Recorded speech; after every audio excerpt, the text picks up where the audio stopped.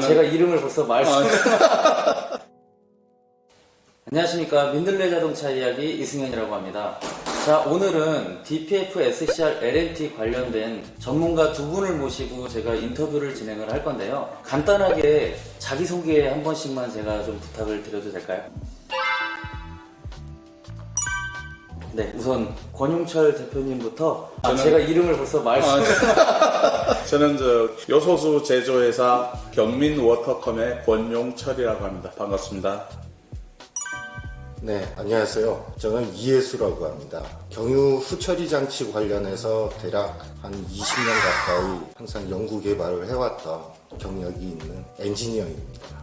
네, 반갑습니다. 자, 요즘 말도 많고 탈도 많은 배기가스 후처리 장치들인 DPF SCR LNT 시스템, 유로6에 관련된 시스템들을 좀 알아보려고 오늘 이런 자리를 마련을 했는데요. 여러분들이 직접 뽑아주신 질문들을 가지고 나와서 제가 오늘 저도 이 내용이 많이 궁금하기도 하고 전문가님들에게 질문을 제가 한번 드려보겠습니다. 자, 우선 첫 번째 질문인데요. DPF에 관련된 질문입니다. 질문자님은 독수리 타자님이 질문을 해주셨고, DPF가 연소 중일 때 저희가 연소 중임을 어떻게 알 수 있나요? 라는 질문을 해주셨어요. 보통 이제 자동차 메이커에서는 포스트 인젝션이라는 방식으로 연료를 후분사함으로 해서 배기가스 온도를 강제적으로 올려서 DPF를 재생합니다. 이때 대시보드에 있는 계기판이나 이런 데 재생이나 리제너레이션 등 표시를 하게끔 되어 있고요. 정부에서 시행하고 있는 노후 경유차 리트로피 사업을 하는 경우에도 복합재생 매연저감 장치를 장착한 경우 장착 시 운전석에 설치된 데이터 로거가 있습니다. 거기에 재생이라는 표시 등이 깜빡이게 되어 있습니다. 근데 보통은 이렇게 제너레이션 중일 때 경고등이 들어오고 있는 차들도 있는데 없는 차종들도 있잖아요. 없는 경우에는 자동차 제작사에서 그 기능을 숨겨놓거나, 왜냐하면 차주들이 약간 긴장하고 놀랄 가능성이 있기 때문에 그렇죠. 일부러 숨기는 경우도 많이 있습니다. 그래서 요즘 시중에서 나오는 다그라는 이제 모니터링 장치를 설치하는 경우가 많이 있는 걸로 알고 있습니다. 네. 그래서 일부 차종들은 저도 현장에서 겪어보면은 경고등이 들어오지 않는, 그러니까 표시등이 들어오지 않는 차종들이 많이 있어요. 보통은 GM 계열사들이라든지 수입차들은 이런 좀 방구 표시 같이 뽕뽕이 경고등처럼 들어오는 경우가 있는데, 그렇지 않은 차종들은 제 경험상으로는 후분사를 시도하고 DPF 재생 모드가 들어갔을 때는 약간 공명음이 좀 심하게 올라가는 듯한 그런 느낌으로 좀 다가오더라고요.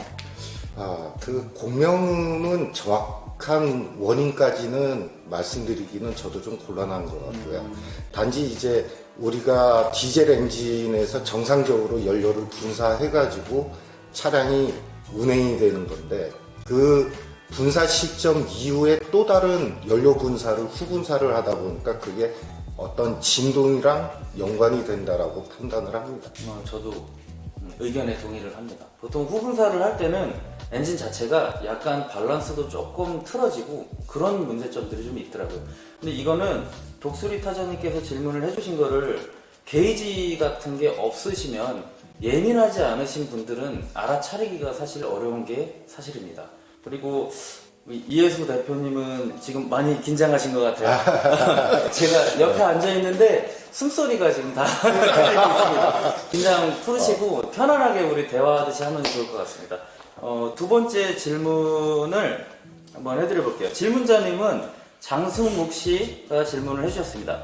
DPF 관리하면서 약간 더 연장되는 수명으로 타는 비용과 관리 없이 소모될 때까지 그냥 타고 다시 새 걸로 바꾸는 비용, 뭐가 더 경제적일까요? 라고 질문을 해주셨어요. 그거는 DPF 시스템 자체가 매우 고가입니다. 그래서 당연히 관리하는 쪽이 경제적이라 할 수 있고요. 사람도 건강 관리를 해야 나중에 큰 병이 안 걸리는 거하고 똑같은 이치겠죠. 자동차 메이커에서 추천하는 필터 클리닝이라든가 어떤 관리 지침이 있을 것입니다. 그 지침에 따라서 사용하시는 것이 가장 경제적이라 할 수 있겠습니다. 맞습니다. 저도 그렇게 생각을 하고 있는데, 이게 제가 정비를 하는 입장에서 이렇게 이야기를 하면 이게 막 광고인 것처럼 보이고 뭐 저 사람 장사하는 거 아니야? 막 이런 느낌의 좀 그런 댓글들도 좀 많이 보였어요. 이번에는 세 번째 질문인데 이게 처음에가 다 DPF 관련이 네, 처음에는 DPF고 그 다음이 이제 SCR 그리고 이제 DPF 플러스 SCR 마지막에 이제 통합 관련 이렇게 들어갔어요. 그렇게 되면은 우리 지금 권용철 대표님이 너무 심심해하실 수 있을 것 같아서 제가 질문을 약간 섞어볼게요. 맞습니다. 네네. 그냥 심심한 게 좋지 않을까요? 아니 시간을 이거 쓰시고요. 네네. 제 생각에 네. 안 섞으셔도 될 게 바로 다음 페이지에 하실 얘기가 바로 생겼어요. 네. 아 4번. 아 그런가요? 네. 그러면 그냥 그대로 제가 진행을 하는 거죠. 네. 하면서 이제 그 두 분이서 이제 유도리 있게 네. 같이 이제 네. 이런 장면들도 다 들어갈 건데 괜찮으신가요? 이 정도 들어가요? 잠시만요. 자, 그 다음에 세 번째 질문 드릴게요. 이번에도 DPF에 관련된 질문이고 질문자님은 나진호 씨가 질문을 해주셨습니다. 산타페 더 프라임 운행 중입니다. 다그 게이지를 이용해 차량 상태 및 정보를 확인하고 있는데 DPF 연소 중 시동을 꺼야 하는 경우가 종종 발생을 합니다. 이럴 때 DPF 연소 중 시동을 꺼도 되나요? 아니면 연소가 끝날 때까지 기다려야 될까요? 보통 이제 자동차 메이커별로 다르긴 하겠지만 DPF 재생 시간이라는 게 대략 10분에서 15분 정도 소요가 됩니다. 이 연소가 표시되는데 아주 불가피한 상황이 아니라면 그 시간을 기다려서 연소 시간을 완료한 다음에 시동을 끄는 게 가장 이상적이라 할 수 있겠습니다. 만약에 연소 중에 중간에 갑자기 시동을 끄게 되면 분사하던 그 연료가 파이프 내부에 어느 정도 고일 수도 있고 또 나중에 다시 켰을 때 그런 부분들이 뒷단 이제 촉매나 이런 데에 영향을 줄 수가 있기 때문에 가급적이면은 그 재생 시간을 다 완료시킨 다음에 시동을 꺼주시는 게 가장 바람직합니다. 맞습니다. 근데 이런 경우에 보통 게이지가 없는 경우에 일반 소비자분들은 그냥 끄잖아요.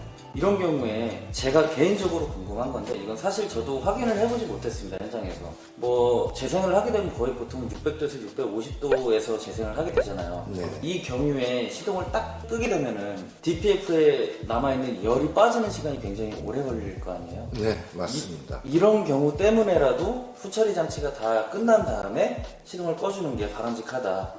그죠? 이런 말씀. 네네.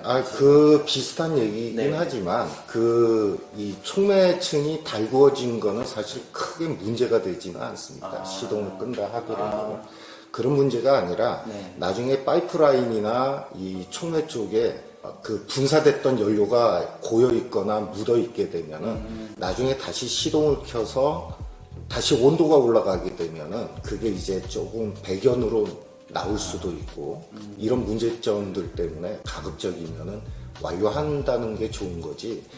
물론 이제 계기판에 재생 중이라는 표시가 안 돼 있는 차량이라 하더라도 시동이 껐다 해가지고 크게 문제되는 건 아닙니다. 단지 이제 약간 불편하고 환경적으로도 약간 더 오염이 된다라고 봐야겠죠. 감사합니다. 자, 네 번째 질문을 제가 한번 드릴게요. 네 번째 질문은 트로이스 2540님께서 질문을 주셨어요. 이번에 DPF 클리닝 논란을 불러온 메카 보고서가 오늘날에도 유효한지, 왜 보고서에는 건식을 권장했는지 궁금하네요. 이건 솔직히 제가 더 많이 궁금합니다. 네, 보통 이제 그 클리닝을 하는 목적은 우리가 차량을 주행하다 보면은 기본적으로 엔진 오일이라는 거를 일정 부분 소모하게 됩니다. 그 엔진 오일이 소진되면서 발생하는 그 금속 산화물 애쉬가 DPF 표면에 쌓이게 되는데 이 자꾸 누적돼서 많이 쌓이다 보면은 DPF의 배합도 증가할 뿐만 아니라 주기적인 필터 클리닝이 필요한데요. 제가 알기로는 여기 옆에 계신 권 대표님이 아마 습식 클리닝 관련해서 개발 중이신 걸로 알고 있는데 한 말씀. 예, 알겠습니다. 통상적으로 이 DPF의 재질 중에 SIC라는 탄화 규소 재질의 DPF를 소성 가공해서 만든데 이런 넓은 의미에서 SIC는 저희가 분류하기로는 제오라이트 계열인데요. 이런 제오라이트 계열의 소성 가공을 하게 되면 입자 사이즈가 정방향 구조로 해서 매우 일정한 구조를 가집니다. 매우 일정한 구조의 이 정방향 구조를 가진 DPF의 재생의 경우 압력을 가했을 때는 그 DPF 내에 응력이 발생해서 오히려 애쉬가 더 안 빠져나오는 역할을 합니다. 그래서 이런 애쉬들을 빼기 위해서는 특히 이제 그 화학에서 이야기하는 엘루션이라든가 다일루션, 희석과 용리의 방법이 가장 효율적인 방법으로 알고 있습니다. 특히 이런 애쉬 계통은 알카리 금속, 그다음에 알카리 성분을 많이 띠다 보니까 알카리 계통을 가장 효과적으로 제거할 수 있는 방법은 습식 세정입니다. 우리가 이제 세정이라고 하면 와싱이라고 하는데요. 와싱의 방법이 가장 효율적이다 이렇게 보시면 되고, 그리고 이런 SiC 계통의 이 넓은 의미의 제로라이트는 친환계를 좀 갖고 있어요. 그래서 일반적인 물로 세정을 하게 되면 오히려 그 역효과가 발생할 수도 있습니다. 특히 뭐 소듐이나 포타슘, 그 칼슘, 마그네슘이 그 DPF에 오히려 습식 세정을 통해서 침적될 수도 있기 때문에 습식 세정 같은 경우에는 주의를 좀 기해야 됩니다. 그래서 저희가 당사의 경우 이런 습식 세정을 완벽하게 해결할 수 있는 솔루션을 갖고 있어서 지금 장치를 개발 중이고 가을 정도에 완벽하게 만들 예정입니다. 저희가 이 습식 세정을 한번 파이로 테스트를 통해서 재생을 한번 해본 결과 거의 애쉬의 한 99% 정도는 빠져나온 걸로 확인하고 있습니다. 지금 실제 그 파울링, 오일 파울링이 되지 않는 DPF의 무게를 측정했을 때 새 제품과 재생했을 때 제품이 거의 1% 내외의 차이를 보이는 걸로 알고 있습니다. 아, 장비가 저도 매우 궁금해지는데요.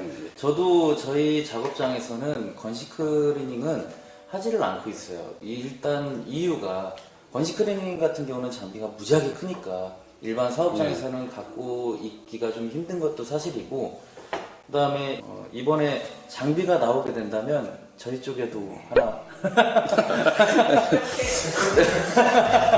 네. 또 횟집을 또 차리시려고. 나중에 동영상을 한번 찍어가지고 또 한번 출연하시면 되죠. 네, 그래요. 저희가 홍보를 좀 해드리면서 장비를 어떻게 하면 네. 이런 습식 세정 같은 경우에는 기존에도 지금 이 중성의 물보다는 사실은 산성에 가까운 물을 사용하는 게 좋고요.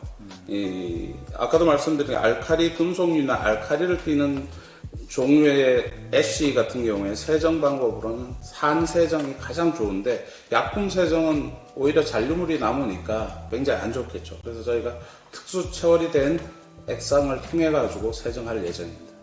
맞습니다. 그거는 저희가 이제 앞으로 특허도 내고 이 여러 가지 기술적인 보완이 필요해서 여기서 상세하게는 밝혀드릴 수가 없을 것 같습니다. 네, 고맙습니다. 네, 감사합니다. 자, 이번에는 5번째 질문이에요. 질문자님 혁거님께서 질문을 해주셨는데, 일반적으로 항속주행을 하면 DPF가 터진다고들 말하는데 어떤 원리로 DPF가 터지는 건지, 포집된 수트가 터진다면 공기 중으로 나가서 안 좋은 게 아닌지 궁금합니다. 그 이제 보통 정석 주행을 하고 오르막이 아닌 경우, 특히 이제 중저속인 시속 80km 이하로 정석 주행을 하는 경우에는 우리가 실제 운전을 해보시면 알겠지만 악셀레이터를 깊게 밟을 일이 없습니다. 그렇다는 얘기는 연료 분사도 아주 미량된다는 얘기죠. 연료 분사가 많이 안 되는 경우에는 배기가스 온도가 올라갈 수가 없습니다. 배기가스 온도가 매우 낮게 유지가 되기 때문에 DPF에서는 자연적으로 자연재생에 의해서 쌓이는 수트를 태워줄 수 있는 온도까지 갈 수가 없습니다. 그러다 보니 계속 수트가 DPF에 쌓이게 되니까 배합이 상승하면서 DPF 재생 모드로 들어가게 되는 거죠. 근데 이제 우리가 보통은 이제 환경적인 문제를 물어보셨는데, DPF가 파손되지만 않는다면은 그 재생 모드에 들어간다 해서 환경적으로 큰 문제가 생기는 건 아니니까요. 거기에 대해서 너무 불안감을 갖지는 않으셔도 될 것 같습니다. 네, 맞습니다. 근데 예전에 유로 4 시스템 정도까지는 봤을 때 요게 약간 RPM을 올린다거나 속도를 좀 냈을 때 DPF가 재생을 하게끔 설계가 됐었잖아요. 네, 맞습니다. 근데 요즘에는 유로 5, 유로 6 시스템으로 들어오면서 굉장히 낮은 RPM에서도 재생을 시도를 하고 후분사를 하게 되고 600에서 650도까지 끌어올려요. 네. 그래서 제가 예전에 시청자분들에게 영상을 하나 만들어 드린 적이 있었는데 요렇게 유로 5, 유로 6의 시스템 상에서 온도가 항속주행을 하면서 저속일지라도 DPF의 수명에 지장이 없는지 그런 게 좀 저는 궁금하거든요. 제일 아이디어란 거는 사실 부가적인 어떤 장치가 안 붙는 게 가장 아이디어랍니다. 옛날에 과거에 유로 3나 뭐 유로 4 이런 정도 갔을 때에는 DPF가 자연 재생을 통해서 많이 재생을 했어요. 그 이유는 뭐냐면 배기가스 온도가 어느 정도 높기 때문에 저절로 재생이 되는 겁니다. DPF 안에서. 근데 엔진 기술이 자꾸 발전하면서 배기가스 온도는 자꾸 낮아집니다.